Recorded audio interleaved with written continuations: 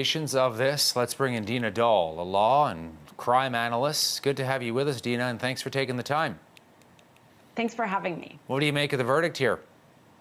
Well, essentially, the jury believed that he was reasonable and acting in self-defense. That's what his attorneys needed to prove. And the Wisconsin laws generally broaden that. He just had to have a reasonable belief. He did a good job on the witness stand in testifying about his belief. And essentially, the jury also believed him. Yeah, tell me as well about the prosecution and what you made of how they conducted this. You know, it's always easy to kind of second guess a case. But essentially, I think the best argument was this provocation argument, which the prosecution did not start bringing into their case until the jury instruction at the end of the whole trial.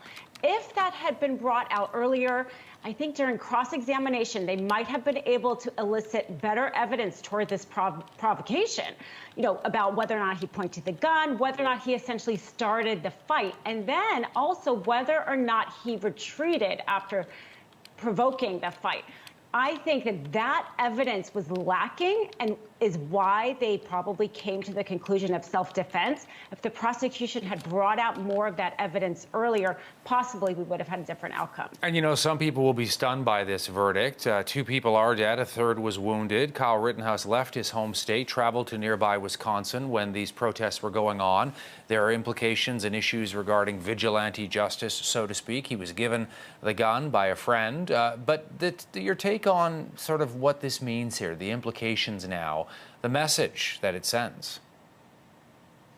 And this was always the problem with the case, because at the end of the day, in the moment, was he acting in self-defense with Mr. Rosenbaum and Mr. Huber? I think there was evidence that made that more questionable. But the broader idea that, as you said, he crossed state lines to go into a curfew, which was illegal, with this very visible rifle into a volatile situation, kind of created this idea of possibly he would need to use this gun. That's why I think the provocation argument was the best one for the prosecution, and it was a little bit disappointing they didn't elicit more evidence on that.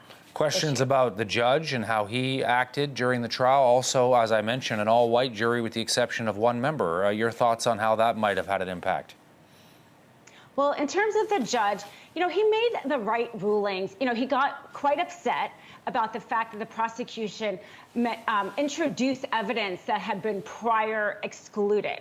That's a big no-no, and most judges probably would have gotten upset about that. But the way he did it and his many off-the-cuff remarks made him more of a player in the case than I think he should have been, which I think it detracts from what we all want to see as an impartial justice system. He may very well have been impartial, but he kind of made himself to be a character in the case, which is too bad.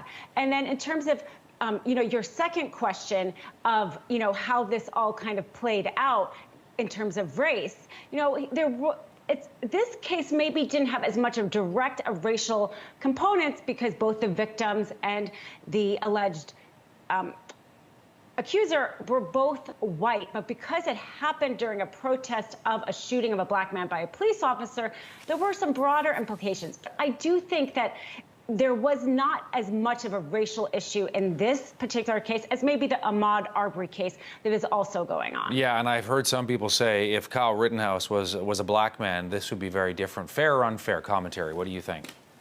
I think it's very fair commentary, and I think it would have been different that night, to be quite honest. We see Kyle Rittenhouse walking by the police officers, with this huge gun strapped to him, and he's allowed to leave. And I do think we see over and over a law enforcement interaction with black men that are extremely aggressive when the black man is unarmed. I don't think we would have seen him walk away at that point. He might have had a more serious altercation with the law enforcement that night. Never mind how the public may have viewed a subsequent trial. Dina Dahl, law crime analyst, joining us from Los Angeles.